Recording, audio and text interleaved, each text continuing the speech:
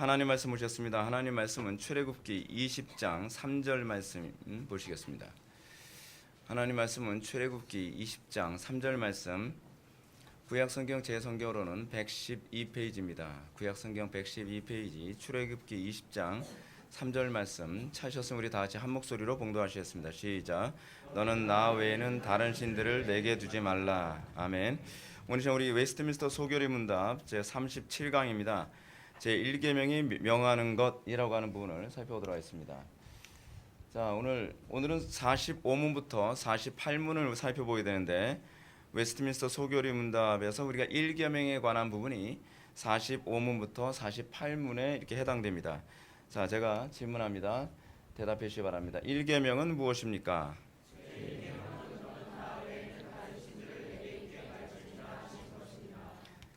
제 46문입니다. 제 1계명에서 명하는 것은 무엇입니까?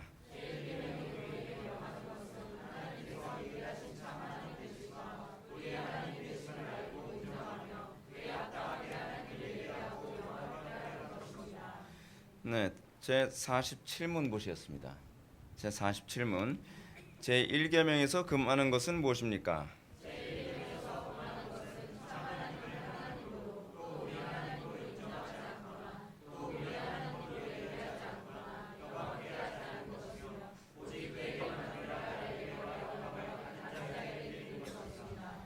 (48문입니다) 제 1계명의 나 외에는 이라는 말이 우리에게 특별히 가르치는 것은 무엇입니까? 제 1계명이 나 외에는 이라는 말이 우리에게 특별히 가르치는 것은 모든 것을 보시는 하나님께서는 우리가 다른 신들을 가지는 죄에 주목하시며 그것을 아주 싫어하신다는 것입니다.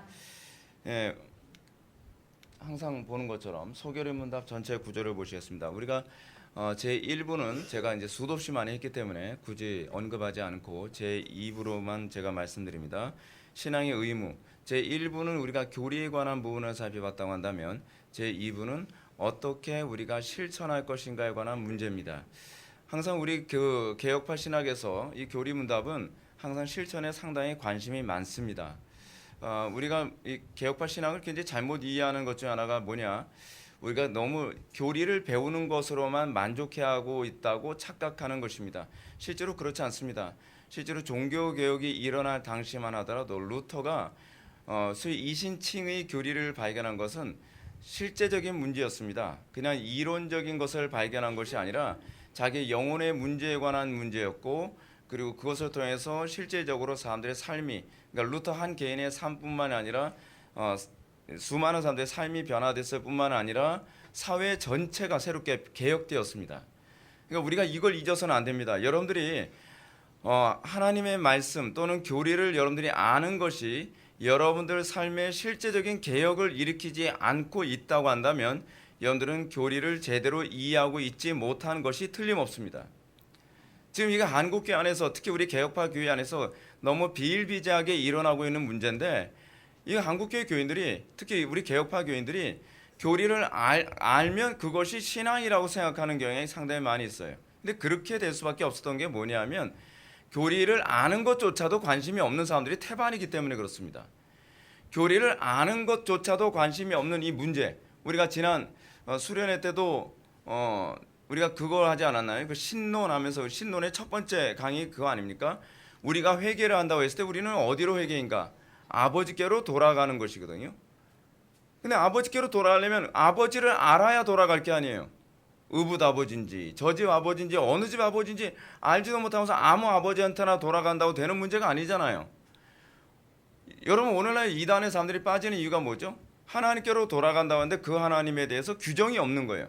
명확한 명제화되어진 하나님은 어떤 하나님이시냐에 관한 분명한 이 규정이 없이 그냥 하나님께로 돌아가면 되는 거라고 생각하는 거죠. 근데 여러분, 하나님을 우리만 하나님이라고 얘기하지 않잖아요. 이슬람도 하나님이라고 얘기하고 있고, 천주교에서도 하나님이라고 얘기하고 있고, 그리고 뭐 여호와의 증인도 하나님 얘기하고 있고, 죄다 하나님 얘기하는데, 그러니까 사람들이 무슨 얘기하는 거예요? 그런 얘기 많이 하잖아요. 하나님만 믿으면 될 게 아니에요. 왜 당신네들만 옳다고 얘기합니까? 그런 식으로 우리 기독교에 대해서 공격을 하는 게 그거잖아요. 왜 이렇게 편협하냐고 그러죠. 아니, 다 하나님 믿는 거고 천국 가는 건데 왜 천국만 가면 되는 거고 하나님만 믿으면 되는 거 아니냐고. 근데 왜 굳이 기독교는 니네들이 믿는 기독교만 믿어야 된다고 얘기하느냐? 그 이유가 그럴 수밖에 없는 거죠. 십계명 때문에 그래요. 십계명. 오늘 우리가 제1계명을 배우지만 다음 시간이 아니라 그 다음 시간에 제2계명을 배우면서 그 2계명으로서 하나님이 어떤 하나님이시냐에 관한 구체적인 규정이 나오죠. 예. 근데 구체적인 규정이 없으면 다른 예수, 다른 영, 다른 복음의 사람들이 미혹이 되는 거거든요. 다 복음이라고 얘기하죠. 다 성령이라고 얘기하죠. 문제는 호칭의 문제가 아니에요. 용어는 같은데 용어의 내용이 어떠냐에 따라서 달라지는 거잖아요. 근데 우리가 거기서 많이 속는 거 아닌가요? 제가 오늘 이제 칼 바르트의 이제 예정론에 관한 얘기를 또 하게 될 텐데, 이 예정론에 관한 칼 바르트의 예정론을 제가 언급하는 이유가 뭐냐면, 칼 바르트도 예정 얘기해요. 칼 바르트도 하나님 얘기한단 말이에요. 칼 바르트도 십자가 얘기해요. 칼 바르트도 구원을 얘기해요. 근데 문제는 뭐냐면 그 구원, 그 하나님, 그 십자가, 그 예정이 우리가 아는 거하고 다른 거라는 거예요. 근데 문제는 뭐냐면 우리는 그걸 정확하게 알려고 하질 않아요. 그러니까 제가 지금 요즘 굉장히 안타까운 것이 뭐냐면, 신학을 공부한다고 하는 그 신대원생들하고도 만나서 얘기를 해보면 상당수가 예정론을 꼭 그렇게 꼭 알아야 되나요? 그 예정론을 꼭 강단에서 그렇게 꼭 설교까지 해야 되나요? 뭐 이런 얘기. 아니, 문제가 뭐냐면 자기가 명확한 정통적인 이 교리적 체계를 모른다고 한다면 이단이 왜 틀렸는지 어떻게 알겠냔 말이에요. 그렇잖아요. 그러니까 많은 사람들이 이단에 가요. 이단에 맞는 소리 하는 것 같은데요. 왜요? 기준이 없으니까. 이게 굉장히 심각한 문제거든요. 그래서 우리가 이 기준, 그것이 이제 교리 아닌가요? 교리? 이 교리가 분명하게 될 때에 우리의 삶의 방향이 나오게 되죠. 제가 언젠가도 여러분들한테 변증학으로 그런 말씀 드렸잖아요. 교리적 체계, 소위 인식론, 이걸 우리는 인식론이라고 얘기하는데, 사물에 대상에 대해서 어떻게 인식하느냐가 뭐가 나오게 만든다 그랬죠? 윤리가 나오게 만든다 그랬죠? 가치론이 나오게 된다 그랬죠? 근데 그 가치론이 뭐로 나오죠? 윤리로만 나오는 것이 아니라 미학으로도 나온다 그랬죠? 그래서 지금 한국 교회가 이게 문제가 그거잖아요. 교회 안에서 CCM 하면서 막 몸 흔들고 뭐 방방 뜨고 난리도 아니죠. 뭐 CCM 하면서 온갖 이상한 장르의 음악까지 다 동용해서 하잖아요. 근데 이제 문제가 뭐냐면 그런 음악으로 찬양을 하는 사람은 하나님을 그렇게 인식하고 있다는 것이 문제예요. 그 미학이거든요. 자기는 하나님을 그렇게 인식하는 거예요. 그러니까 제가 언젠가도 여러분들한테 말씀드렸던 것처럼 그 청소년 코스타 있는 애들이 막 그 사이키 조명 막 돌려가면서 애들한테 막 춤추면서 막 방방 뜨면서 박수 치면서 막 그런단 말이에요. 근데 걔네들이 인식하는 하나님이 우리가 인식하는 하나님하고 다르다는 게 문제예요. 여러분들이 신앙생활하면서 여러분 일평생 신앙생활하는 여러분 왜 지긋지긋하게 매주마다 예배당 와서 설교 듣고 그러나요? 우리는 설교 들으면서 여러분들이 끊임없이 여러분들이 날마다 이게 교정해 가는 것이 무엇이냐면 여러분들이 하나님에 대한 인식을 계속적으로 교정해 나가는 거예요. 그러니까 저는 강단의 설교가 굉장히 치밀하고 굉장히 신학적이어야 된다고 저는 생각하는 입장이 있어요. 왜냐하면 성도들이 매주마다 예배당에 와서 여러분들이 설교를 들으면서 내가 인식하고 있는 하나님과 성경의 하나님이 다르다는 것을 계속적으로 여러분들이 알고 뭐 해야 돼요? 회개하는 거거든요. 그러니까 방향을 계속적으로 수정해 나가는 연속선상이 있어요. 이것이 뭐로 나타나냐면 이것이 여러분들이 제대로 인식되어지면 여러분들에게 성화로 나타나는 거예요. 그러니까 하나님에 대한 제대로 된 인식이 없으면 여러분들의 그 인식의 반응이 윤리와 그렇지 않으면 미학으로 나타나면서 여러분들이 이상한 기독교인이 되는 거예요. 이상한 기독교인. 요즘에 우리나라 기독교인들 보면 마치 이상한 나라의 앨리스 같은 기독교인들 많지 않나요? 같은 기독교인이라고 하는데 사고방식이 너무 달라요. 제가 언젠가도 요번에도 이제 제가 안양대 신대원 가서 이제 강의하면서 요번에 강의 제목이 뭐였냐면 이 율법이었거든요. 율법과 사랑에 관한 얘기를 하면서 제가 이제 얘기했던 것이 반일 종족주의에 관한 책을 제가 얘기하고 그리고 오늘날 한국 교회가 얼마나 샤머니즘화 되었는가에 관한 얘기를 잠깐 제가 꺼냈어요. 여러분, 샤머니즘이 되는 방식 제가 여러분들한테 말씀드렸죠. 교리만 가르치고 기도를 사람들한테 가르치지 않으면, 기도를 안 하면 뭐가 된다 그랬죠? 그렇게 되면요, 네, 철학이 된다 그랬죠. 철학이 돼요. 우리 개혁파 교회가 지금 그쪽으로 가고 있는 거죠. 근데 여러분, 왜 철학화된 그 종교에는 기도가 없을까요? 그 이유가 뭘까요? 그 이유는 내 이성이 하나님이기 때문에 그래요. 내 이성을 하나님으로 섬기기 때문에 기도의 대상이, 여러분, 기도라고 하는 것은 내가 믿는 대상이 자기 밖에 있을 때 기도를 하게 되거든요. 근데 내가 믿는 대상이 내 안에 있고 내 이성이, 곧 내가 하나님이라, 이게 해결주의거든요. 그러니까 여러분, 제가 말씀드릴게요. 구분할 수 있는 아주 중요한 시금석인데, 독일 철학이 위험한 이유는 무엇이냐면, 독일 신학이 위험한 이유는 무엇이냐면, 독일 신학은 하나님을 인간화해요. 하나님을요. 그러니까 성경에 나오는 걸 다 인간이 납득할 수 있는 방식으로 다 해석을 해버려요. 그럼 하나님을 인간화시켜버려요. 헤겔은 정반대예요. 헤겔은 뭐냐면 인간을 하나님화해요. 인간을요. 그러니까 자아의 신격화라고 얘기하죠. 자아의 신격화. 그러다 보니까 소위 그 독일 신학의 영향을 받은 사람들은요, 기도를 안 해요. 왜 기도를 안 할까요? 내가 신이니까. 이게 사실은 자유주의나 다 똑같아요, 여러분. 기도를 안 한다고 하는 것은 이것이 철학화됐다는 걸 그대로 입증하는 거예요. 근데 여러분, 만약에 기도만 하고 또 우리가 교리에 대해서 배우지 않으면 어떻게 된다 그랬죠? 샤머니즘화 된다 그랬죠. 샤머니즘화 되어지면 어떤 현상이 나타나요? 이게 굉장히 심각한 문제예요. 그러니까 소위 제가 여러분한테 교리를 가르치지 않고 제가 설교만 여러분들 굉장히 감동 메시지로 매주 설교를 했다고 합시다. 그러면 여러분들은 저를 샤먼으로 여겨요.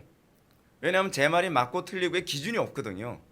교리를 배워야 기준이 있을 게 아니에요. 그러니까 제가 말하면 무조건 다 옳은 거예요. 예. 여러분, 그 무당이 그러잖아요. 무당들 무슨 그렇게 얘기하잖아요. 예. 동쪽에서 귀인이 오겠구나. 그러면 기준이 없으니까 그냥 동쪽에서 귀인이 오나 보다. 그냥 믿는 거예요. 기준이 없잖아요. 미신의 특징이 그거예요. 기준이 없어요. 그냥 샤먼이 얘기하면 무조건 오케이예요. 근데 이제 샤머니즘의 특징이 뭐죠? 샤머니즘이 소위 종족주의를 형성한다 그랬죠. 소위 종족주의 안에서 주로 발달하는 게 샤머니즘이라고 하는데, 자기 종족을 좀 더 특화시키고 자기 종족을 절대화시키기 위해서는 어떤 현상이 나타난다고요? 다른 종족에 대한 배타적 감정을 강화시켜야죠. 배타적 감정을 강화시켜야 우리의 종족을 더 결집시키잖아요. 그잖아요. 그래서 우리나라가 어떤 일을 많이 해요? 특히 일본에 대해서 배타적 감정을 자꾸 부추기는 이유가 뭐예요? 이게 바로 종족주의거든요. 근데 이 종족주의에 빠지게 되면 어떤 문제가 발생한다고요? 이 안에서 내가 미워하는 저 종족에 대해서 부정적으로 얘기한다고 한다면 그것은 거짓말이라도 다 통해요. 왜냐하면 마치 여러분들 그렇잖아요. 여러분들 본성적으로 믿고 싶은 것만 믿잖아요. 근데 여러분들이 미워하는 대상에 대해서는요, 좋은 얘기할 때 귀를 잘 안 기울여요. 그렇죠? 근데 여러분들이 미워하는 사람인데, 글쎄, 그래서 가십을 하죠. 글쎄 저 인간이 이러이러했대. 그러면 귀가 갑자기 커져요. 커지면서 어떻게 해요? 그래서 그냥 믿고 보는 거예요, 일단. 그러면서 그들끼리 일종의 개토를 형성하죠. 개토를 형성해서 뭐예요? 일종의 종족주의를 만드는 거예요. 그럼 공동의 적이 되는 거죠. 그리고 그 사람들끼리는 유난히 친하죠. 유난히요. 이런 현상이 나타나요. 근데 문제는 뭐냐면, 이것이 목회자들에게 샤머니즘화 돼버리면 목사님이 강단에서 거짓말을 해도 다 넘어가요. 그리고 그 목사님이 무슨 뭐 교회 재정을 막 유용을 했다 그래도 그냥 넘어가요. 그냥. 왜냐하면 일종의 종족주의라고 하는 이 카테고리 안에 딱 갇혀 있기 때문에 그런 거예요. 그래서 여러분 보십시오. 샤머니즘적인 교회의 특징이 뭐냐면, 목사님이 온통 거짓말 다 해도요, 그냥 다 넘어가요. 다 넘어가요. 그죠? 그게 당연한 거예요. 그게 원래 샤머니즘의 특징이에요. 그래서 여러분 샤먼 치고 여러분 도덕적으로 괜찮은 사람 못 봤죠? 여러분 무당이 이렇게 도덕적인 거 못 봤잖아요. 예. 전에 우리 집 옆집이 무당집이었는데 그 무당집 아들이 제가 옛날에 정말 우리 작은 아버지가 저한테 선물로 준 서부소년 차돌이 뭐 그런 거 있거든요. 그 권총을 선물로 딱 주었는데 어느 날 없어졌어요. 근데 걔가 차고 다니고 있어요. 예. 그 무당 그 아줌마 아들이 야 그거 내 거야 했더니 어저께 우리 엄마가 사줬는데 이 거짓말하는 거에 대해서 양심의 가책을 안 느껴요. 이 샤먼들의 특징이에요. 샤먼들의 특징. 왜냐하면 내 말이 곧 진리거든요. 내 말이 곧 옳음이에요. 근데 문제는 교회가 그렇게 되면 곤란해요. 여러분 왜 교회에서 교리 안 가르치려고 하는지 아시나요? 교리를 가르치면 내 말이 절대시 안 되거든요. 그러니까 그게 싫은 거예요. 그래야 소위 교인들이 내가 하자는 대로 야 이제 성도한테 그러죠. 아니 담임 목사가 스트렉스만 끌고 다니면 되겠어? 그러면서 아니 규모가도 별로 크지 않은데 우리 교회보다 한 반 정도 사이즈밖에 안 되는 목사님들이요 제니시스를 끌고 다니는 경우가 많아요. 그럼 그렇게 끌고 다니려면 어떻게 될까요? 교인들이 주리를 트는 거죠. 근데 신기하게요. 주리를 틀어도 교인들이 절대로 저항 안 해요. 주머니 다 털어요. 샤머니즘의 특징이에요. 그러니까 여러분 신앙은 균형이라고 제가 항상 말씀드렸습니다. 말씀에만 여러분 말씀 그래서 그 좋은 신앙 아니에요. 말씀하는 사람 치고 제가 기도하는 사람 별로 못 봤거든요. 그 사람들은 어디로 가고 있는 거예요? 철학 배우는 즐거움으로 예배당에 와서 뭐 열심히 뭐 적어요. 맨날 적어요. 뭘 열심히 적는데 삶은 하나도 안 변해요. 그죠? 그 교회 와서 철학 공부하고 있는 거예요. 철학 공부. 인문학 공부하고 있는 거예요. 인문학 공부. 또 한쪽은 기도만 열심히 하는데 교리 얘기하다 보면 머리가 아프대요. 펜 잘 줄까요? 그러면 그거 아니래요. 머리가 왜 아프냐? 그러면 나 왜 예수를 그렇게 믿어야 되냐는 거예요. 예수를 그렇게 안 믿으면 샤머니즘으로 가기 때문이거든요. 근데 그걸 즐기고 있는 거죠. 그래서 여러분 사람의 본분 우리가 정말 교리를 제대로 배우면 우리에게 뭐가 나타나요? 십계명, 은혜의 방편, 기도에 관한 가르침. 십계명과 기도가 같이 가요. 여러분 따로 가질 않아요. 왜 그렇죠? 제가 말씀드렸죠. 주기도문은 6개의 청원으로 되어 있는데 6개의 청원에서 앞에 3개의 청원은 대신 계명에 대한 기도 청원이고 뒤에 3개의 청원은 6개의 대인 계명에 대한 기도 청원이에요. 우리의 힘으로 하나님을 예배할 수 없음. 그렇기 때문에 예수님께서 주기도문을 통해서 이렇게 기도하라 라고 해서 기도의 원리를 가르쳐 주셨죠. 그리고 우리의 힘으로 이웃을 내 몸처럼 사랑할 수 없잖아요. 그렇죠? 우리의 마음속에는 때려 죽어도 시원치 않는 그런 악한 본성이 부글부글하기 때문에 하나님께서 그것을 극복하기 위한 그 은혜의 방편으로서 3개의 기도 청원을 우리에게 주신 거죠. 이웃 사랑에 대한 청원이죠. 그렇죠? 그래서 십계명과 기도가 따로 갈 수가 없는 거예요. 그래서 요번에도 제가 안양대 신대원에서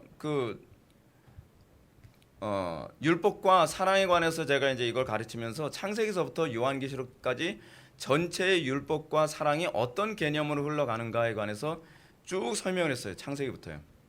그랬더니 강의 다 끝나고 나니까 신대원생 중에 한 명이 성경 한 권 다 읽은 것 같아요 그러더라고요. 이게 성경 전체가 여러분 이게 굉장히 중요한 게 뭐냐면요. 실제로 여러분 이게 있습니다. 여러분 성경에서 전체에서 얘기하는 건 뭐죠? 하나님의 이름을 얘기하는 거거든요. 근데 하나님의 이름 중에서 가장 대표적인 이름이 뭐죠? 사랑이에요.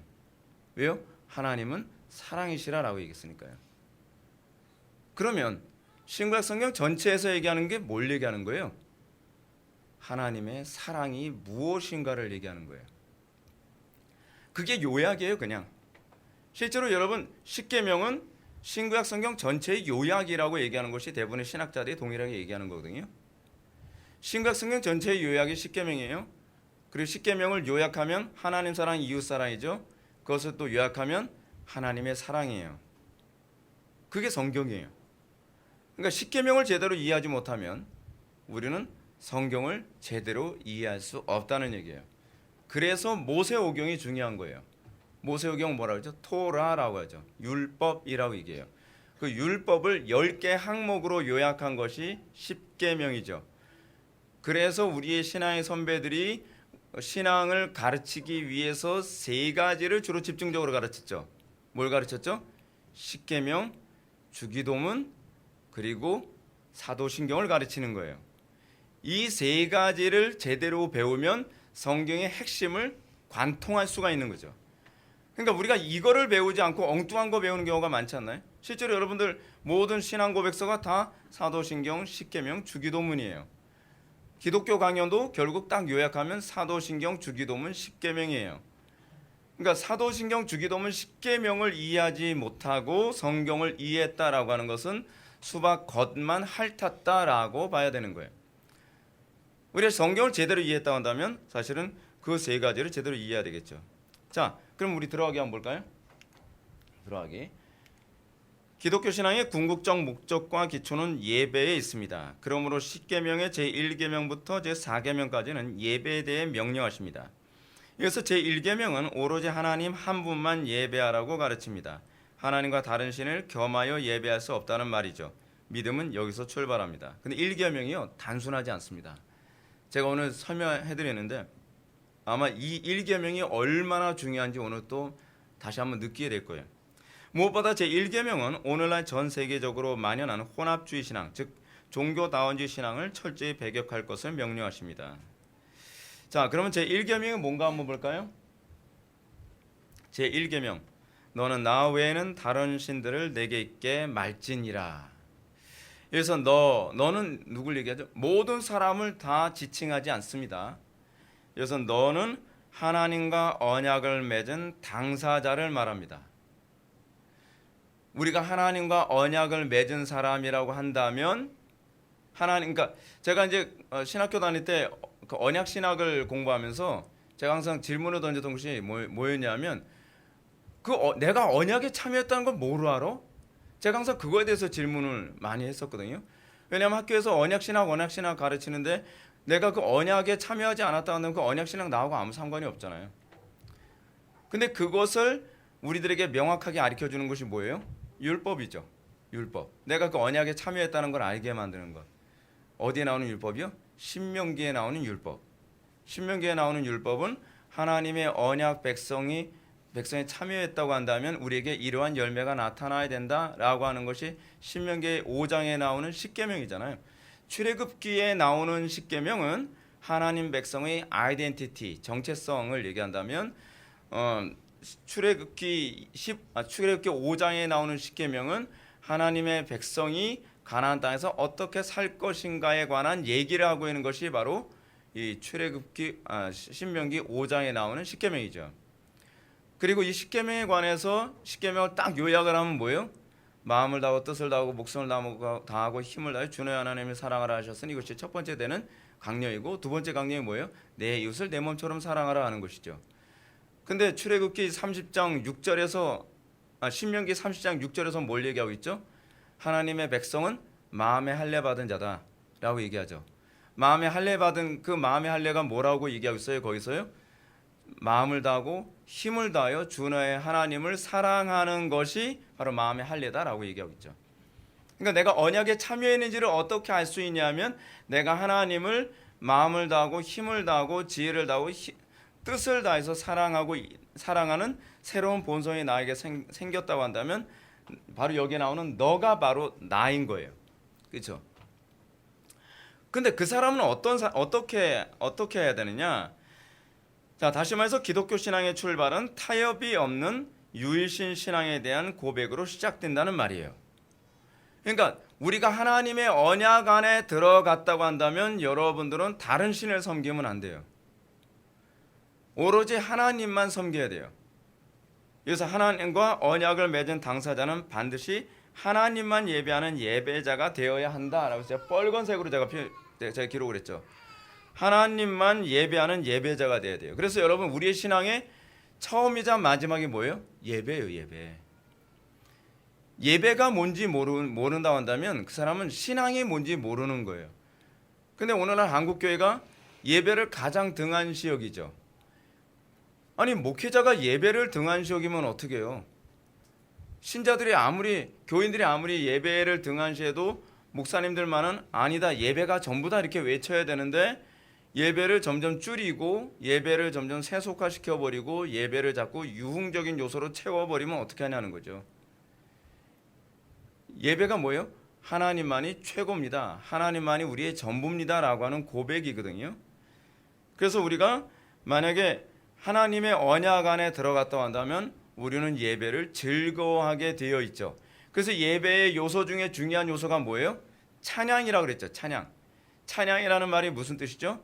그 찬양이라는 말, 실천신학 그 예배학에서 찬양이라는 단어를 어떻게 하고 있어요? 하나님을 긍정하고 기뻐하고 감사하는 것. 하나님을 예배하는 데 있어서 우리에게 긍정이 있어야죠. 그것이 여러분 이 5대 제사에서 이 얘기는 이거 지금 하면 안 되는데 주일날 해야 되는 얘기인데 그래도 지금 한번 얘기할게요. 5대 제사에서 첫 번째 제사가 뭐냐면 번제죠. 그 두 번째로 언급되는 제사가 소제예요. 근데 그 소제는 항상 번제를 드릴 때 같이 드리거든요. 같이 드리는 이유가 뭐냐면 번제는 하나님을 긍정합니다, 기뻐합니다는 의미예요. 뭐죠? 번제가요? 소제가요? 소제는 그 뭐예요? 소제는 찬양의 의미예요. 근데 하나님께 이 번제를 다 하나님께 전체를 다 드리는데 억지로 드리는 것이 아니라 소제하고 항상 같이 드리라는 얘기는 뭐냐면 자원하여 기쁨으로 그리고 긍정하며 드리는 것이어야 된다는 것이 사실은 이 5대 제사에서 번제와 함께 소제를 같이 언급하는 이유가 바로 거기에 있어요. 그러니까 여러분 우리의 예배에 있어서 우리가 자원하는 마음, 기뻐하는 마음, 긍정하는 마음이 없다고 한다면 그 예배는 신령과 진정이 아니죠. 그냥 껍데기만의 예배인 거예요. 한국교회 예배 보세요. 거의 다 죽었잖아요. 예배하기 싫어서 막 몸부림치고 막 난리도 아니에요. 뭐 어떤 사람 목이 꺾일 정도 이러다가 막 넘어가게 생겼고 예배하기 싫어서 억지로 온 거예요. 근데 왜 와요? 천국 가고 싶어서. 누가 보내준대요? 목이 안 꺾이는 게 다행이지. 아니 그런 식으로 예배당에 억지로 소 파는데 개 끌려오듯이 억지로 와가지고 예배하면 하나님께서 받으시냔 말이에요. 그러니까 하나님께서 뭐라 그러시죠? 말라기에서요. 누가 성전의 문을 닫을 자가 있었으면 좋겠다라고 얘기하죠. 그따 예배는 안 받아. 그렇죠? 어떤 예배를 받으세요? 소제가 있는 예배를 받으시는 거죠. 기쁨의 예배, 긍정하는 예배, 적극적인 예배를 받으신다는 거예요. 근데 그거는 설교자도 마찬가지죠. 예배를 인도하는 설교자부터가 자기부터 지루해요. 자기부터 설교하기 싫어요. 자기부터 예배를 인도하는데 찬양을 하는데 자기도 재미가 없어요. 여러분 왜 대부분의 교회에서 찬송가를 안 부를까요? 찬송가를 인도하는 사람부터가 자기부터 지루한 거예요. 근데 자기가 그 찬송가에 자기의 신앙의 고백이 있고 감격이 있으면 회중들이 거기에 같이 동화되죠. 그거거든요. 예배는 그런 거예요. 예배는요. 그래서 이 신앙 고백으로 말미암아 신자는 믿을 때부터 어떻게 돼요? 세상과 분쟁케 되죠. 왜요? 예배자로 살아가니까. 믿을 때부터 분쟁케 되고 의로 인한 박해를 당할 수밖에 없습니다. 당해야만 한다는 얘기가 아니에요. 여러분 당해야만 한다고 얘기하면 이게 여러분 예수 믿는 게 지옥이에요. 지옥. 핍박을 받아야만 천국 간대. 그럼 여러분 얼마나 예수 믿기 힘들겠어요? 여러분 핍박 받아야 천국 가는 게 아니에요. 그걸 분쟁해야 천국 가는 게 아니에요. 여러분 마치 이거하고 똑같잖아요. 내가 좋아하는 그 무엇인가가 생겼어요. 근데 부모님이 그걸 싫어한단 말이에요. 그러니까 예를 들어서 이렇게 얘기합시다. 나는 가수가 되고 싶어요. 근데 부모님이 넌 가수 안 돼. 안 돼. 라고 얘기한단 말이에요. 근데 내가 그 가수 되는 걸 내가 숭배하기 시작하면 어떻게 돼요? 부모와 분쟁케 되죠. 그죠? 그 부모로부터 핍박을 받죠. 핍박이라고 할 수 있는지 모르겠지만. 근데 그거 감수하죠. 그거 어떻게 자원해서 감수하잖아요. 자원해서. 근데 자기가 그걸 좋아하니까 핍박을 받아도 하죠. 여러분 핍박을 받아야 연예인이 되는 겁니까? 아니잖아요. 연예인이 되고 싶어서 핍박을 받은 거잖아요. 우리가 예수를 믿는 것도 그거 아닌가요? 내가 예수가 좋아서 핍박을 받고 예수가 좋아서 세상과 분쟁케 되는 거지. 분쟁하기 싫은데 내가 천국 가야 되니까 분쟁거리를 만드는 거예요. 분쟁해야 돼. 분쟁해야 돼. 동쪽으로 가자면 무조건 서쪽으로 가고 뭐 북쪽으로 가자면 무조건 남쪽으로 가고 그러니까 난 천국 가나요? 부모한테 미운 털 박혀서 맨날 야단 맞으니까 아니 천국 가겠다. 그건 아니잖아요. 내가 하나님을 사랑하게 돼서 핍박받게 되고 내가 하나님을 사랑하게 돼서 분쟁케 되는 거죠. 왜요? 내가 예배의 대상이 달라졌으니까. 내가 과거에 세상 사람들과 동일한 걸 예배할 때는 내가 핍박받아야 될 이유가 없는데 이제는 내가 하나님만 예배하니까 분쟁케 되고 핍박을 받게 되는 거죠. 제1계명이 바로 그걸 얘기하는 거예요. 너희들이 하나님만 섬겨야 된다면 너희들이 이것이 동반될 수밖에 없다는 거예요. 자, 그런데 하나님을 잘 믿는다고 생각하는데 그렇지 않은 사람 있죠. 이게 이제 문제입니다. 나 외에. 이건 나 외에라는 말을 영어 성경은 굉장히 번역을 잘했어요. 이번에 개역개정 번역하면서 이렇게 좀 바꿨어야 되는데 before me로 번역을 했거든요.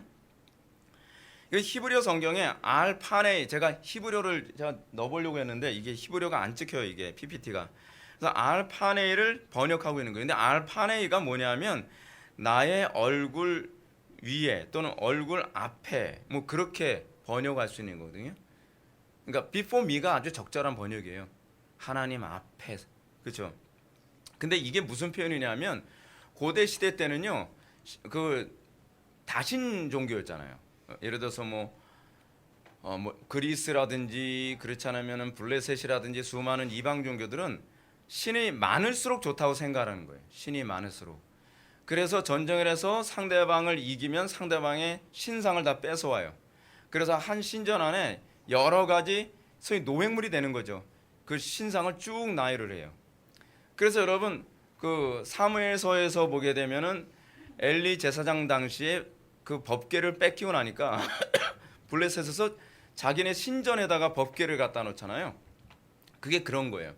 근데 여기서 우리가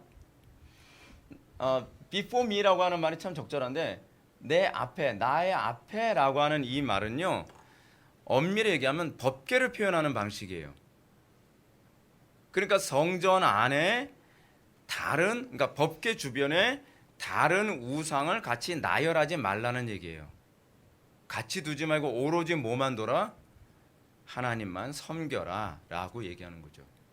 그러니까 여러분 구약에서 항상 내 앞에라는 말은 항상 주의 율법 앞에 또는 성전 앞에 또는 법궤 앞에 이런 의미로 주로 사용되는 겁니다. 그래서 여러분 성경을 읽을 때 그거 이해하면 굉장히 도움이 많이 돼요. 예.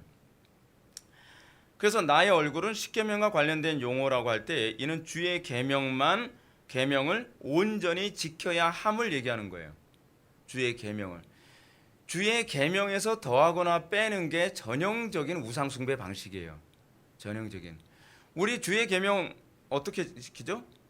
좀 불편하면 좀 빼고 좀 불편하면 좀 더하고 그렇게 해서 내가 편하게 우리가 그 계명을 지키잖아요.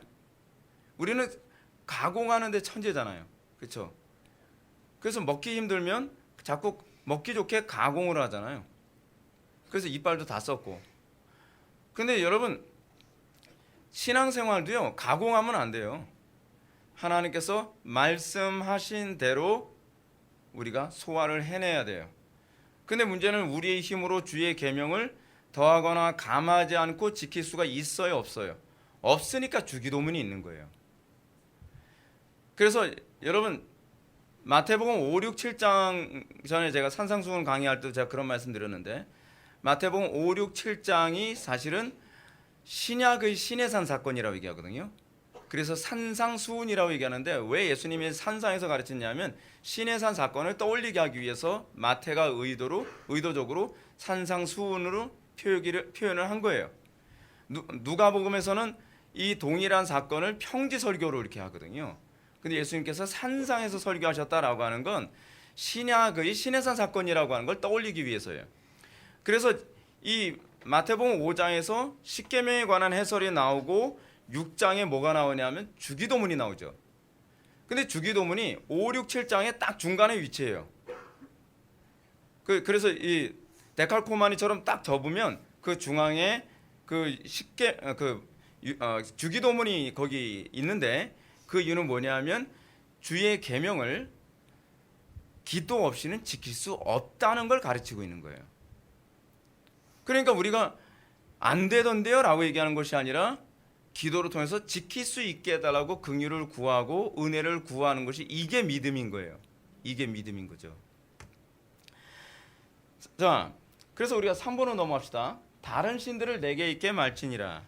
당시 가나안 종교들은 여호와 신앙과 같이 하나의 신만 절대시하는 신관이 아니었죠. 아까 제가 말씀드렸는데 그들은 다신 숭배 신앙을 가지고 있었던 겁니다. 그러나 이러한 신앙적 태도는 로마의 신앙적 태도로 나타나고 급기야 이 시대가 추구하는 신앙의 태도로 나타난 것입니다. 하나님은 질투하시는 하나님이시므로 그런 신앙의 태도를 그냥 간과하지 않습니다. 자, 이건 넘어갑시다. 이걸 좀 얘기해야 되기 때문에 그래요. 제1계명이 요구하는 의무는 무엇인가 하는 겁니다. 하나님을 유일한 참 하나님과 우리의 하나님으로 아는 것이라고 하는 거예요. 여러분 이게요, 유일한 참 하나님으로 안다는 이 개념이 굉장히 중요한 개념입니다. 왜냐하면 유일한 참 하나님이라는 이 표현 속에는 반대로 거짓 하나님이 존재한다는 얘기죠. 그걸 염두에 둔 표현이죠. 그럼 거짓 하나님이 어떻게 만들어질까요? 제가 아까 말씀드렸던 것이 그거예요.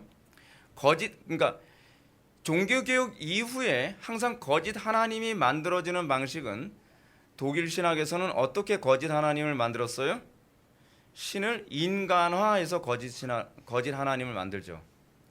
그래서 독일 신학에 의해서 소위 관념주의가 발달하고 독일 신학에 의해서 주로 어떤 식의 현상이 나타나요? 소위 고등비평이라는 게 있어요. 성경을 난도질해서 우리가 인간이 이해할 수 있는 하나님으로 가공하는 거예요. 그렇죠? 기적과 이적 싹 다 빼죠. 그래서 그 당시에 예수를 역사화해요. 역사적 예수 그리스도 해가지고 예수님이 역사에 존재했다 그런 걸 입증하는 학문이 아니라 예수를 역사화시키기 위해서 신비적 요소들, 기적적 요소들 다 빼버리자는 운동이 일어나요. 그래서 하나님을 어떻게 인간화시키죠. 성경에 나오는 하나님을 인간화시켜요. 믿음만 하네. 그렇지. 좋은 교훈 얘기하는 거지. 좋은 교훈. 잘해보자는 얘기지. 그래서 그 사람들이 보는 성경은 뭐냐면 도덕윤리서예요. 잘 봐요. 여러분 어떤 교회에서 이런 얘기합니다. 제가 부교육자로 딱 갔는데 저보고 하는 얘기가 교리 가르치지 말고 윤리도덕 가르치래요. 근데 그거는요 배우지 않아도 독일 신학의 관점으로 얘기하는 거예요.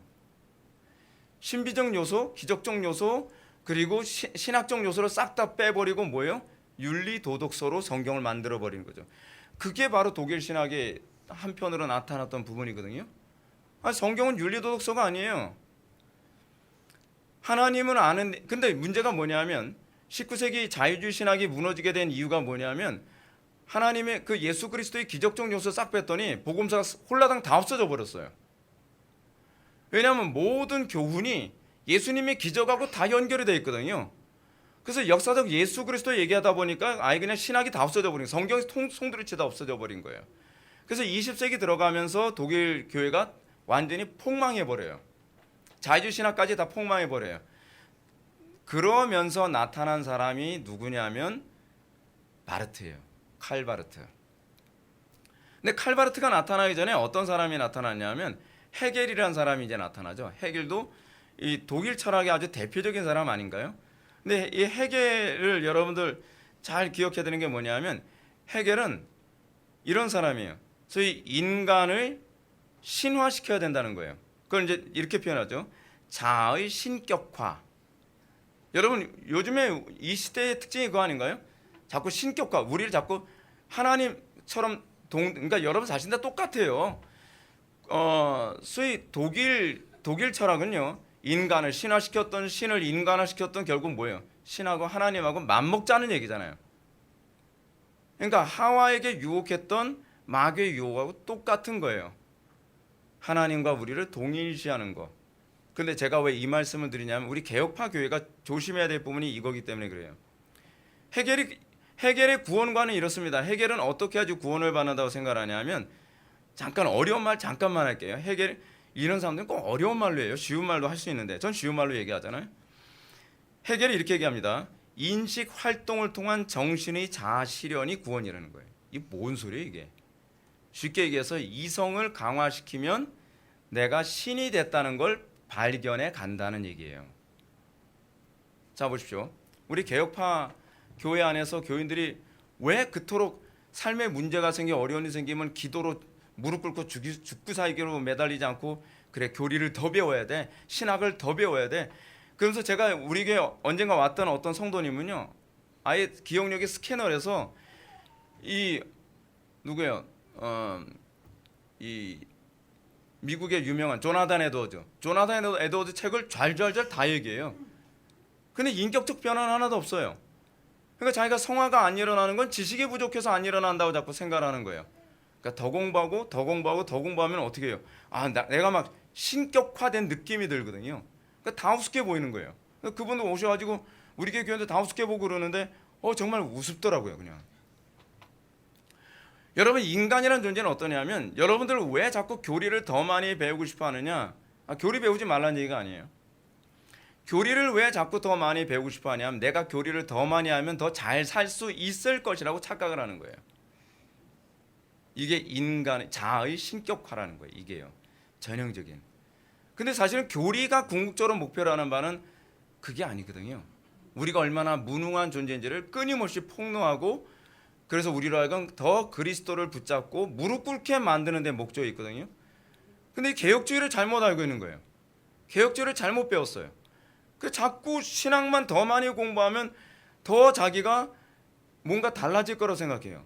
달라지더라고요. 근데 더 이전보다 더 교만해요. 예.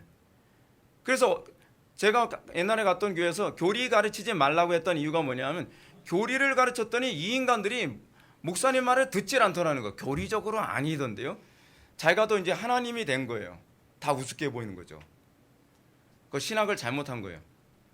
여러분들 신학을 제대로 하면 내가 보여야 돼요. 나의 무능이 보이고 나의 타락이 보여야 돼요. 그래서 교만해지는 것이 아니라 더 겸손해져야 정상이거든요. 근데 이게 지금 우리 한국교회 개혁교회가 이게 잘못 가다 보니까 교리를 배우면 배울수록 이게 가분수가 되는 거예요. 그래서 신학교에서 무슨 얘기가 나왔냐면 교리 많이 배우면 IQ 높은 마귀 된대요. 그러니까 교회 안에서 감당하기 힘든 두 종류의 사람이 하나 있어요. 첫 번째 종류는 뭐냐? 40일 금식 기도한 권사님들. 감당할 수가 없어요. 왜냐하면 목사님이 40일 금식 기도 했다면 교회 문을 닫아야 돼요. 그러니까 목사님들이 40일 금식 기도 못해요. 그러면 그 40일 금식 기도한 권사님이 이 샤먼이 돼가지고서 교회를 다 휘둘러요. 감당 못하죠. 그리고 또 하나 감당하기 힘든 사람. 이 신학 공부 엄청나게 많이 한 그 교인.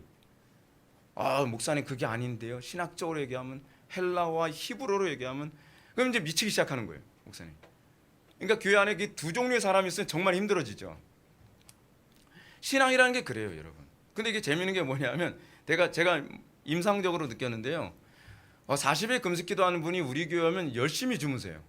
근데 어느 정도 주무시냐면 막 의자에서 막 쓰러질 정도로 주무세요. 근데 기도할 때는 엄청 열심히 기도해요. 근데 또 교리만 열심히 배운 사람은 기도할 때는 힘을 못 써요. 또 주여 한숨만 내쉬우고 교리 공부를 배울 때는 눈이 반짝반짝해서 열심히 공부해요. 이게 두가 다 가짜예요. 다 가짜. 신앙은요 말씀과 기도지 말씀 또는 기도가 아니에요. 이게 굉장히 심각한 문제죠. 자 이제 그럼 칼바르트 얘기합시다. 제가 왜 칼바르트 얘기를 또 꺼내려고 하냐면 지금 한국교회가 전반적으로 지금 신학교가 다 칼바르트 신학으로 자꾸 이렇게 옮겨가고 있어요. 근데 이 칼바르트가 왜 위험하냐 하면 칼바르트가요 소위 신정통주의라고까지 얘기를 하는 사람인데 여러분들 맨날 칼바르트에서 이제 칼바르트는 우리의 적이야. 여러분들이 막 제가 칼바르트 얘기하면 눈빛이 달라지잖아요. 여러분들 눈에 막 적의와 막 전의가 막 보여요. 여러분들. 근데 이 칼바르트라는 사람이 이 잘못된 신학으로 가게 된 이유가 있어요. 이 개념을 잘못 잡은 거예요. 그래서 이번에 제가 책을 썼잖아요. 개념 잘 잡자고. 예, 광고하는 겁니다 지금. 칼바르트는 하나님이 사랑이시다라고 하는 것을 유추를 해서 추론이 잘못 갔어요. 하나님은 사랑이시기 때문에 이 사랑의 하나님이 특정한 사람만 선택하고 특정한 사람을 유기시킬 수 없다라고 봤어요. 그래서 어거스틴이나 칼빈이 얘기하는 또는 루터가 얘기하는 소위 이중 예정을 부정을 하죠. 그러니까 선택과 유기교리를 부정하는 거예요. 하나님이 사랑의 하나님이신데 어떻게 그럴 수 있느냐. 자, 제가 아까 뭐라 그랬죠? 자유주의 신학의 전형적인 특징이 뭐냐면 하나님의 인격화라 했죠. 그러니까 하나님을 인간화시키는 것. 하나님의 사랑을 우리의 방식으로 인간화시킨 거예요. 성경에 얘기하는 하나님의 사랑은 우리가 생각하는 타락한 인간의 본성의 사랑하고는 다른 사랑이에요. 제가 이번에도 안양대 신대원 그 개강 수련회 때 그 얘기를 했는데 하나님의 사랑을 제대로 설명하려면 하나님의 모든 그 공유적 속성이나 비공유적 속성이 있잖아요. 이 속성을 다 충족시키는 것만이 하나님의 사랑을 바르게 설명하는 거예요. 근데 만약에 하나님의 사랑을 소위 심판이 없는 공의가 없는 죄인들을 무조건 도매급으로 다 구원하는 하나님으로 얘기하게 되면 하나님의 공의라는 속성을 충족시키지 못하죠. 그죠? 그럼 그 사랑은 뭐예요? 인간적인 사랑이죠. 여러분, 제가 이제 이 얘기를 했습니다. 아담과 하와의 타락의 가장 심각한 문제가 뭐였죠? 아담의 사랑이 왜곡됐다는 게 문제였어요. 그래서 율법이라고 하는 문제가 대두돼서 나오는 거예요. 아담의 사랑이 어때요? 하나님도 사랑하는데 하와를 더 사랑한 게 문제죠. 율법은 뭐죠? 하나님 사랑이 우선순위죠. 하나님의 사랑을 우선순위로 하여 이웃을 사랑하는 거죠. 아담도 하와를 사랑하되 하나님 사랑을 우선순위로 하여 하와를 사랑했다면 문제가 되지 않죠. 사랑이 왜곡된 거예요. 소위 인간화된 인간적인 사랑을 했기 때문에 문제가 된 거예요. 그래서 율법이 끊임없이 이 이중 계명의 강조가 계속 나오는 얘기가 거기에 있는 거예요. 이유가. 칼 바르트는 그러다 보니까 하나님을 인간화시켰어요. 그 타락한 인간의 사랑의 개념으로 이제 하나님을 설명하기 시작을 해요. 그게 바로 바르트의 신학이에요. 바르트의 뭐 여러 가지 신학들이 많이 있는데 그 개념이 실존주의 철학과 맞물려 들어가면서 우리를 헷갈리게 만들고, 그래서 여러분들 이해하기 어려워서 여러분들 주무시게 될까봐 최대한 줄일 텐데, 그 구원이 결국은 모든 사람들을 다 구원하는 것으로 요약이 돼요. 물론 자기 입으로는 아니라고 얘기를 해요. 근데 논리적으로는 그렇게 얘기할 수밖에 없어요. 왜냐하면 이렇게 얘기했기 때문에 그러거든요. 그러니까 칼 바르트는 선택은 있으나 유기는 없다고 봐요. 근데 이게 바르트 말이 좀 헷갈려요, 여러분. 그래서 제가 얘기하면 여러분들 눈이 이제 막 이렇게 될까봐 지금 걱정이 되는 건데, 그래도 알아들어야 돼요. 중요해요. 왜냐하면 지금 칼 바르트 때문에 한국교회가 쑥대밭이기 때문에 여러분들 이거 알아둬야 저거 잘못된 건데 분별을 할 수 있거든요. 바르트는 이렇게 생각합니다. 선택은, 소위 인간의 구원에 대한 선택은 하나님의 주권이 아니라는 거예요. 그거는 예수님의 주권이라는 거예요. 예수 그리스도의 주권이라는 거예요. 예수 그리스도는 신으로서 선택하는 자이면서 또 사람으로서 선택받은 자가 된다고 해요. 그래서 그리스도 이론론이라는 이상한 개념이 나와요. 그 헷갈리죠. 그러니까 그래서 제가 보면서 이야, 성경을 헷갈리게 만드는데 천재구나.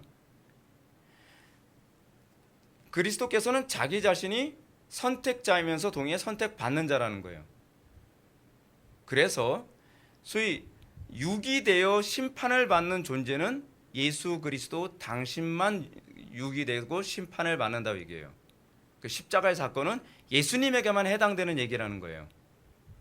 그리고 우리는 그 예수님의 범주 안에 있기 때문에 우리가 어떻게 살든 결국은 다 구원을 받게 될 거다라고 해요.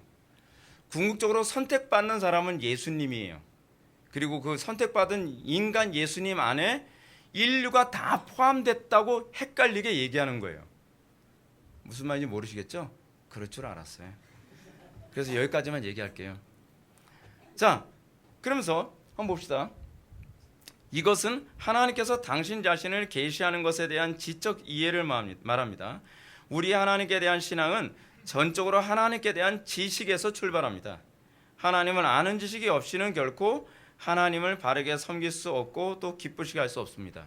자, 이거 중요하죠. 왜 우리가 하나님을 아는 데 관심이 없죠? 그건 하나님을 섬기거나 하나님을 기쁘시게 할 마음이 없어서 그래요. 여러분들 하나님을 정말 섬기고 하나님을 기쁘시게 하려고 한다면 어떻게 해야 될까요? 당연히 하나님을 알아야죠. 근데 우리 하나님을 아는 데 관심이 없어요. 이게 지금 한국 교회가 문제예요. 껍데기 같아요. 교회는 구멍가게보다 많다고 하는데 하나님의 아는 지식이 없어요. 그럼 뭐하죠? 그냥 소위 그 프란시스 쉐이퍼가 얘기하는 것처럼 표상으로서의 하나님, 표상으로서의 그리스도를 섬겨요. 근데 그 하나님의 내용에 대해서 관심 없어요. 그 그리스도의 내용에 대해서 관심 없어요. 그냥 예수님 믿으면 된다는 거예요. 하나님 믿으면 된다는 거예요. 근데 그 하나님이 성경의 하나님이냐 아니냐는 그런 거 따지지 말자. 그런 거 따지지 말자. 그거 따지면 뭐예요? 분열주의자라고 손가락질하는 거죠. 이게 지금 오늘날 한국교회 안에 만연되어 있는 거죠. 2번, 하나님을 유일하신 참 하나님과 우리 하나님으로 인정하는 것. 47문에서 인정하는 것이라는 표현이 나옵니다. 이는 신자가 하나님께서 계시하시는 가르침을 절대적인 명령으로 인식해야 한다고 가르치는 겁니다. 다시 말해서 하나님의 명령을 전적으로 기뻐하는 걸 의미해요. 그래서 신앙에서 찬양이 없으면 신앙이 안 돼요. 요즘 우리가 찬양에 관한 이 교리에 대해서 굉장히 유익을 많이 얻지 않나요? 찬양이 없으면 신자는 힘이 없어요. 여러분들이 아무리 거듭났어도요, 찬양이 사라지면 사람이 어디 맥이 빠져 보이잖아요. 그렇죠? 힘이 없어요. 근데 여러분들이 찬양이 넘치면 어떤 어려움도 돌파하고 막 넘어설 수 있는 힘이 생기잖아요. 그래서 신자에게는 반드시 찬양이 있어야만 합니다. 억지로 동의하는 것은 옳지 않다는 것이죠. 3번, 그럼으로써 그를 예배하고 영화롭게 하는 것, 삶의 영역이죠. 47문에서 언급하고 있는 것처럼 1계명이 요구하는 궁극적 의무는 하나님을 예배하는 것입니다. 또한 이러한 예배는 반드시 하나님을 영화롭게 하는 것으로 나타나야 돼요. 여러분들 하나님 예배한다고 하면서 여러분들 하나님을 영화롭게 하거나 하나님을 기뻐하지 않는다 한다면 그건 예배가 아니죠. 그러니까 여러분들이 예배당에 오는데 억지로 예배하고 하나님 말씀대로 사는데 억지로 하나님 말씀대로 산다, 그거는 예배가 아니에요. 이미 그건 예배가 아니에요. 하나님께서는 어떻게 즐겨 내는 것을 기뻐하시는 것처럼 하나님께서 하나님을 예배하되 기쁨으로 즐거움으로 하나님을 예배하는 것만을 하나님께서 받으세요. 이것이 우리 하나님의 모습이죠.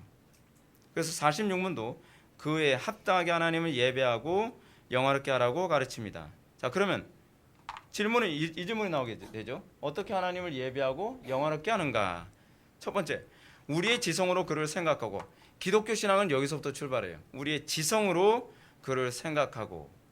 그러니까 기독교 신앙은 지정의죠. 지정의. 지는 뭐예요? 교리. 정은 뭐죠? 찬양. 의는 뭐죠? 순종이죠. 이 세 가지 중에서 하나라도 빠지면 신앙적 요소가 안 돼요. 맥이 없어요, 신앙이. 오늘날 그 상당수의 교회들이 이 소위 지는 있는데 찬양이 없을 경우에 힘이 없잖아요. 찬양이 없으면 자동적으로 뭐가 안 나오죠? 의지가 안 나오는 거죠. 그러니까 조나단 에드워즈가 얘기하는 것처럼 감정은 의지의 좌소거든요. 기독교 신앙에서 감정을 무시하면 안 됩니다. 감정이 건강하게 회복되는 것이지 감정을 무시하는 게 신앙은 아니에요. 그래서 우리의 지성으로는 그를 생각하고 묵상하고 기억하고 그에게 지고한 가치를 둠으로써 그에게 경배하고 그를 영화롭게 해드립니다. 말라기 3장 16절, 그때 여호와를 경외하는 자들이 피차 말하며 여호와께서 그것을 분명히 들으시고 여호와를 경외하는 자와 그 이름을 존중히 생각하는 자를 위하여 여호와 앞에 있는 기념책에 기록하셨느니라. 자, 넘어갑시다. 우리의 의지로는 그를 우리의 지고한 손으로 선택하고 그를 섬기기 위해 자발적으로 헌신한다. 하나님을 영화롭게 하는 게 어떻게 해요? 우리의 의지로 그를 자발적으로 헌신하는 것. 그렇죠? 너희가 여호와를 택하고 그를 섬기라.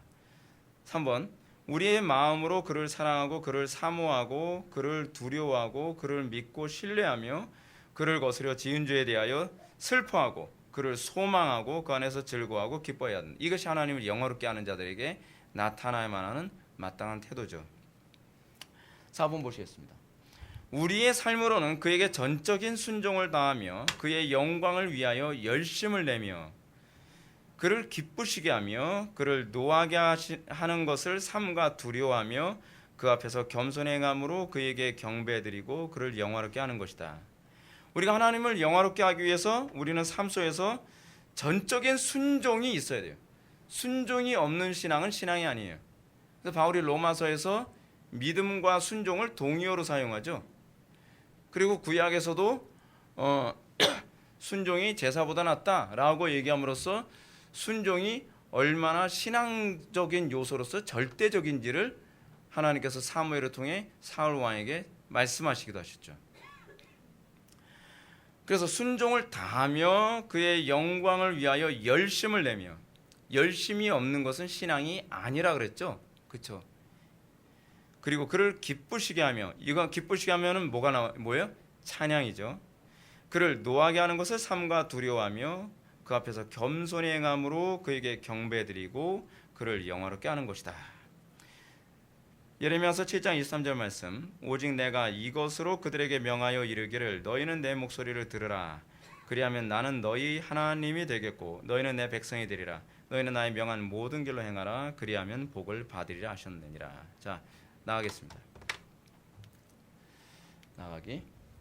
우리는 오늘 10계명의 제1계명을 살펴봤습니다. 제1계명은 신자가 오로지 하나님만 예배해야 될 것을 가르칩니다.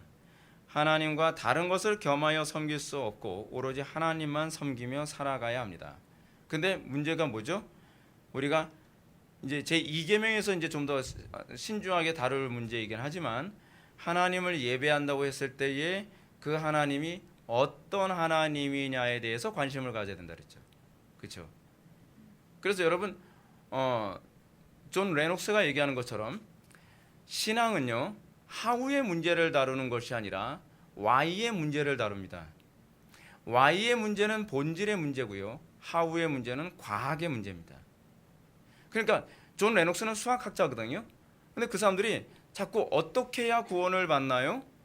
그리고 어떻게 해야 열심히 신앙생활, 자꾸 하우의 문제를 묻는 것은 그들은 지금 신앙이라는 것을 생각하지 않고 과학이라는 영역으로 접근하고 있다고 지적을 하고 있어요. 상당수의 사람들이 우리 교회 와서 목사님 어떤 교재를 사용하나요? 어떻게 하나요? 자꾸 하우의 문제를 질문하는 경우가 상당히 많이 있어요. 근데 그건 질문이 잘못됐죠. 왜냐하면 저는 과학자가 아니거든요. 본질을 물어야 되거든요. 왜 또는 무엇이, why 또는 what이라는 질문을 던져야죠. 여러분들 신앙생활하면서 여러분들이 신앙생활을 잘하는 방법은 how를 찾아다니는 것이 아닙니다. why를 찾아야만 합니다. 우리는 왜 기도해야만 하는가? 왜 1계명은 저렇게 얘기하는가? 소위 본질에 대한 관심을 갖는 것이 신앙입니다. 어떤 사람이 여러분 예수를 믿게 되죠? 제가 이렇게 가만히 관찰해 보면, 그리고 교회사를 가만히 보면 소위 하우에 주로 관심을 갖는 사람들은 주로 구원론에 자꾸 치중해요. 그렇죠? 그래서 사람들은 맨날 하는 소리가 뭐예요? 어떻게 해야 구원을 받나요? 어떻게 해야 교회가 성장하나요? 어떻게 해야 교회가 부흥하나요? 근데 Y의 질문을 던지면요, 하나님의 영광에 관심을 갖게 돼요. 왜 하나님께서는 나에게 구원을 주셨는가? 왜 하나님께서는 교회를 세우셨는가? 왜의 질문을 던지는 것이 성경을 접하는 여러분들에게 정당한 질문의 자세입니다. 레녹스의 지적이 아주 적절해요. 우리는 하우에 관심을 가는 사람들이 아니에요. 지금 제가 우리나라 사회를 전반적으로 보면 우리나라 사회는요, 소위 Y에 대한 질문은 별로 없고 다 하우에 대한 질문이에요. 하우에 대한 질문. 그러니까 사회가 어떻게 해요? 이 목적이 옳다면 수단과 방법을 가리지 않는 현상이 나타나죠. 소위 하우의 질문이 그거 아닌가요? 어떻게 해야 좋은 대학을 갈 수 있나요? 어떻게 해야 시험 안 치고 좋은 대학 갈 수 있죠? 주로 그런 거잖아요. 우리는 자꾸 어떻게? 예를 들어서 여러분, 왜 대학에 가야 되나요? 하게 되면 Y의 질문을 던지면 과정을 중요시 여기죠. 그렇죠? 근데 많은 사람들이 Y에 관심이 없이 어떻게만 질문을 던지니까 대학을 가고 나서 내가 왜 왔는지 모르겠어요. 비싼 돈 들어가면서 내가 왜 온 거야 도대체? 이제서야 그 질문. 어떻게 하든지 좋은 대학에 가려고 하는데 정작 갔는데 그 다음에 Y를 질문하니까 혼란스러워지는 거예요. 인생을 살아가는 그리스도인들은 끊임없이 Y로 질문을 던져야만 합니다. Y의 질문을 던지면 그 다음엔 정당한 절차로서의 How가 나오게 돼 있어요. How는 Y 다음에 나와야 돼요. 근데 Y 다음에 How 다음에 Y가 나오면 인생살이 굉장히 고달파집니다. 순서가 바뀌었기 때문에요. 따라서 우리가 하나님만 섬기게 된다면 신자는 세상과 구별됩니다. 이로 말미암아 신자는 세상과 분쟁케 되고 박해를 경험하게 되죠. 왜요? 하나님을 예배하게 됐기 때문에. 그러나 예수님은 이런 신자의 삶을 통해서 세상의 복을 받게 될 거라 얘기하죠. 복이 뭐예요? 세상의 빛과 소금의 혜택을 받는 거죠. 세상이요. 그리고 천국이 그들의 것이 될 것임을 약속하셨습니다. 기도하시겠습니다. 사랑이 많으신 하나님, 우리가 신앙생활하면서 우리가 하나님만 섬기는 데 관심을 갖게 하여 주옵소서. 우리의 인생에 있어서 하우의 질문을 던지기보다는 항상 Y의 질문을 던지고 어떻게 했든지 하나님을 기쁘시게 해드리며 어떻게 했든지 하나님을 영화롭게 하는데 우리의 인생에 초점을 맞출 수 있게 하여 주옵소서. 예수님의 거룩하신 이름으로 기도 올려옵나이다. 아멘.